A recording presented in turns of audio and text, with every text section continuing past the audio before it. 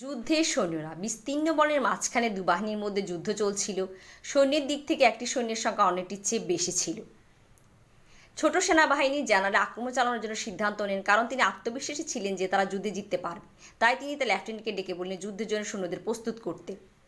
Lieutenant সকল সৈন্যদের ডেকে শত্রু বাহিনীর উপর আক্রমণের পরিকল্পনার কথা জানালেন। সৈন্যরা যুদ্ধের জন্য প্রস্তুত ছিল, কিন্তু শত্রু বাহিনীর তুলনার সংখ্যায় কম হওয়ায় তাদের ভয় ও সংশয় ছিল। যুদ্ধের দিন এসে গেল। জেনারেল তার সৈন্যদের সন্দেহ সম্পর্কে জানেন। যখন তারা যুদ্ধের পথে যাচ্ছিল, জেনারেল তাদের সমস্ত সৈন্যদের প্রার্থনার জন্য একটি ধর্মীয় উপাসনালয়ে থামতে বললেন।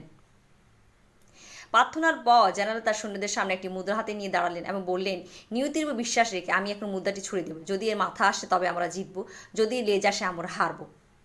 জেনারেল মুদ্রাটি নিক্ষেপ করলেন এবং মাথা আসে। সৈন্যরা খুশি এবং আত্মবিশ্বাসে ভরা যুদ্ধে যাচ্ছিল। তারা যুদ্ধে গিয়ে শত্রু সৈন্যদের বিরুদ্ধে ভয়ঙ্কর আক্রমণের মাধ্যমে তাদের পরিকল্পনা নিখুঁতভাবে বাস্তবায়ন করে এবং ছোট সেনাবাহিনীকে যুদ্ধে জয়ী হয়। যুদ্ধের পর লেফটেন্যান্ট জেনারেলকে বললেন, নিয়তি যেমন মুদ্রা টসের মাধ্যমে আমাদের দেখিয়েছিল আমরা যুদ্ধে জয়ী হয়েছে, তাই ভাগ্য কেউ বদলাতে পারে না। জেনারেল হেসে লেফটেন্যান্টকে কয়েনটি দেখলেন, যার দুপাশে মাথা ছিল। গল্পের নৈতিক আশা হলো অন্ধকার সুরঙ্গের শেষ আলোর মতো। আমরা যদি নিজের বিশ্বাস রাখি যে শেষে আলো আছে, তবে আমরা আত্মবিশ্বাসের সাথে সুরঙ্গে ভ্রমণ করতে পারবো।